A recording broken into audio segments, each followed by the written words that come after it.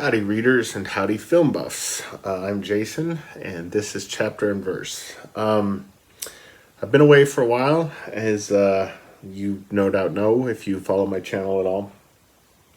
There are a lot of reasons for that. I'm not going to really go into them right now, so I apologize for not kind of laying bare the reasons why I've been away from BookTube.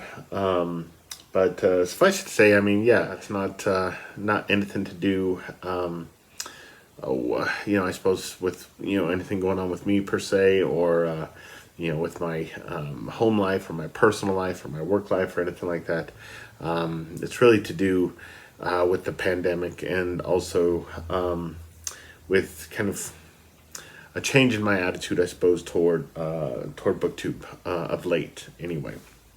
But I do want to get back into making videos. I've got some events coming up that I'm going to be either hosting or participating in, so very excited about that. But what I wanted to do today is actually not a book video, but a movie video. And for those of you who don't know, the Criterion Collection is, let's call it a DVD and Blu-ray distribution company, right? And what they do, and they've been around for forever, since I was in college, since before I was in college probably, because it started as a Laserdisc outfit. And what they do is they choose, and I don't know who does the choosing. I don't know what kind of panel they have or what have you, but they choose films from across the globe that are culturally significant in some way, shape, or form. And I mean, and that goes from, classics on up into, over the last few years, they've actually been releasing films that are brand new, that don't even get a DVD release prior to them getting a Criterion release, which was pretty novel. I think the first film they did that with was, I think it was Blue is the Warmest Color. So where the film was, it was played in cinemas. And ordinarily what would happen with a contemporary film is that it would have its run in cinemas, and then it would come out on DVD and Blu-ray, and it would be out on DVD or Blu-ray for 2 or 3 years. And then Criterion would acquire the rights to it and put together their essentially special edition of it, and then release it in the Criterion Collection.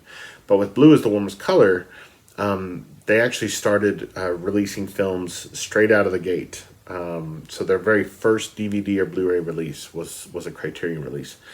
And that happened with Blue is the Warmest Color, and it happened with, I think it happened with Certain Women. And then some of the Netflix stuff as well recently, Roma, Marriage Story, but it's becoming more and more common, which is not to say it's becoming common for Criterion to release brand new films like that, but it's happening more and more. And one of the films that I'm going to be showing you today is one of those instances. So every year, twice a year, Barnes & Noble and BarnesandNoble.com has a Criterion 50% off sale. Okay, they typically have it in July. It usually starts in late June, and they usually do it for just 2 weeks, 2 or 3 weeks in July. And then right before Christmas again. And this is important because Criterion DVDs and Blu-rays are really expensive. So your standard Criterion Blu-ray or DVD is going to be $40 retail, which is a lot of money to pay. And of course they have box sets and things that are $60, $100, $200, $300 even. And so to get 50% off is a really, really big deal. And I have been purchasing movies in the Criterion 50% off sales for as long as I can remember. Well, I've been really, really looking forward to their summer sale, BarnesandNoble.com. And I was waiting for it. And then late June rolled around and nothing was, happening. And I began to see in Criterion forums online, particularly on Facebook, that there were some rumors going around that the sale wasn't going to be happening because of inventory issues owing to coronavirus. And, just the way in which the supply chains were getting all screwed up. And that made sense, right? Because I mean, Kelly and I our microwave went out during the pandemic, and we had to get a new microwave, and it took like 5 weeks to get the new microwave because the supply chain was just completely jacked up. So that made sense. But I wanted to confirm that. So I called Barnes & Noble Corporate, and after some time of being on the phone, I got a human being on the line. They put me on hold. They went and confirmed that indeed the summer Criterion sale was being postponed indefinitely, if not canceled altogether. So I said, well, I really want to buy this new Blu-ray, so I decided, what the hell, I'll go to Amazon. I've heard that Amazon has good Criterion prices on occasion. I had a list of stuff that I wanted to buy, but I knew I wouldn't be able to buy all of it just because the discs wouldn't be 50% off. They were going to be, 30% off or 40% off. So I did that, and so I went to Amazon, and I got The Spy Who Came In From the Cold, which I think was directed by, was this directed by Martin Ritt? Yes, who directed HUD with Paul Newman, which is one of my favorite films of all time. The Spy Who Came In From the Cold is based on the John le Carré novel. I have not seen the film, but I do really, really like the book, as does Kelly. I think Kelly's read this. Yeah. But anyhow, so I've been wanting this for some time. The funny thing is, so I ordered this. It came in, and I'll show you the discs, right? So there are the discs for The Spy Who Came In from the Cold. And the Criterion, one of the nice things about them is that the booklet inside, or the liner notes, it's always really thick, and usually has an essay in it that was commissioned specifically for the edition. But the booklet that came in, the liner notes that came in, The Spy Who Came In from the Cold, was for their release of The Player, the Robert Altman film, which I've never seen. And I've never actually had this happen before with a Criterion release or any other DVD release, where the booklet inside the film's clamshell case was for a different movie.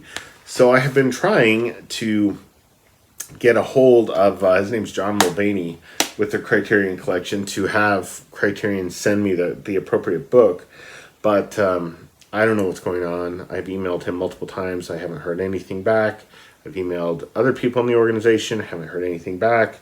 I can't find a phone number for the Criterion Collection. So if any of you have a phone number for the Criterion Collection where I can actually speak to a human being, that would be great if you could leave it in a comment down below, because I'm starting to get impatient. I don't like having a mismatched booklet.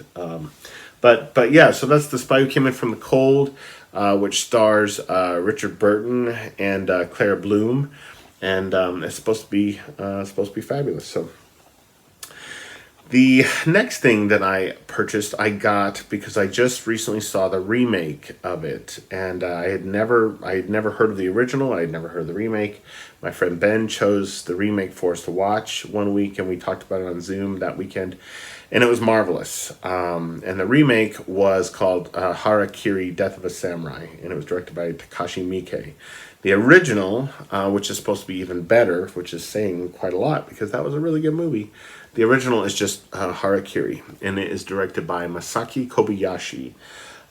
So needless to say, I've never seen this, but I'm very, very excited to. Like I said, I loved the remake, and I read numerous things online that said as good as the remake is, this original is not only better, but it's more intense. And it's just a richer film in many ways. So I looked at some of the still photographs from the film, and the compositions and the black and white photography just look gorgeous. So I decided I need this one as well. So that's Harakiri, and here is the disc, and then there's what the booklet looks like. And I've watched a couple of the special features on this, and that's the other thing about the Criterion Collection. Is the special features are just insanely cool. Like I said, they commission essays. They really do a deep dive in looking for, archival material, video interviews, etc., etc. on the films to include with the release. And so the special features make the Criterion Collection editions worth owning by themselves. But in addition to that, they often will remaster the films, restore the films. The next one that I got was Terrence Malick's Days of Heaven, which is my favorite of his two first films. Most people prefer Badlands to Days of Heaven. I've never understood why exactly, especially if they like Malick's later work, because this was really the beginning of what has come to be perceived as Malick's sensibility. Badlands is a great film, but it's not very kind of Malick-esque. And this is where Terrence Malick really started developing his visual style, his particular visual style. It's a beautiful film. It stars Richard Gere, Sam Shepard, Brooke Adams, and I'm not sure if I've ever seen Brooke Adams in anything else. And then there's a great part of a girl in the film played by Linda Munz, and she's the narrator of the film as well. And it's just exquisite, Days of Heaven. It's just an absolutely beautiful, beautiful film. It feels like a work of American mythology, if that doesn't sound too strange or too oxymoronic. I'll show you the disc inside. It's got a really beautiful, beautiful disc, and there's the booklet as well. But as you guys know, Terrence Malick is my favorite living filmmaker, and one of my two favorite directors of all time. The other one being Ingmar Bergman. And the last film that I got, the one that made me just break down and get the Spy Who Came In From the Cold, and this one on Amazon. So here's the really irritating thing. BarnesandNoble.com decided to have their Criterion sale after all. Instead of launching in late June like it usually does, which is when I ordered these two films from Amazon, it launched on July 10th and is running the entire month of July. So it was in that Barnes & Noble sale that I ordered Days of Heaven and Harakiri, and it would have been nice to know if I had just waited 2 more weeks that I would have been able to save a little bit more money on The Spy Who Came In From the Cold and this one, which is Portrait of a Lady on Fire. And again, this is a film that is seeing its very first Blu-ray or DVD release in America in the Criterion Collection. It debuted in American cinemas, I want to say like in December last year, just in the most limited way. And then it started its proper theatrical run right before coronavirus hit here in America. And so it was pulled from cinemas when the cinemas closed. And then Hulu picked it up, bought the rights to it, and started streaming. So that's where I first saw it, was in the Wednesday Night Film Club that Lukash and I host. And this ended up being not only my favorite film from last year, but I'm currently working on my list of my 100 favorite films of the 21st century, and it's in the top 10 of my 100 favorite films of the century so far. It is stunning. It's absolutely stunning. I can't wait to watch the Criterion Blu-ray of it. I've already watched some of the special features, the best one of which features the artist who actually did the paintings for the film. And so, for instance, in the film, when we see the painter character, when we see her hands at work, drawing, sketching, painting, it's actually the hands of the artist in the costume of the character. So there's a wonderful interview in the special features here where she just talks about that whole process, how she was hired, what the techniques that she employed were, right? These 18th century techniques in painting. Talks about the colors, how this color in the 18th century, which was really used widely, was really prevalent, went out of fashion in the 19th century, was replaced by this color, and why this color went out, because it was a lead-based color, etc., etc. It was so fascinating. I watched that special feature twice, actually. But yeah, so Portrait of a Lady on Fire. This is the movie taking up the most space in my brain and my heart here lately. And I will open this up and show you guys the disc as well. So there's the Blu-ray disc of Portrait of a Lady on Fire, and there's the booklet on the other side. So anyway, yeah, if you also are a Criterion fan, I'd love to hear what you have purchased in the summer sale. And you can let me know in the comments below, or what you're planning to purchase, since the sale is going to be going on for another couple of weeks.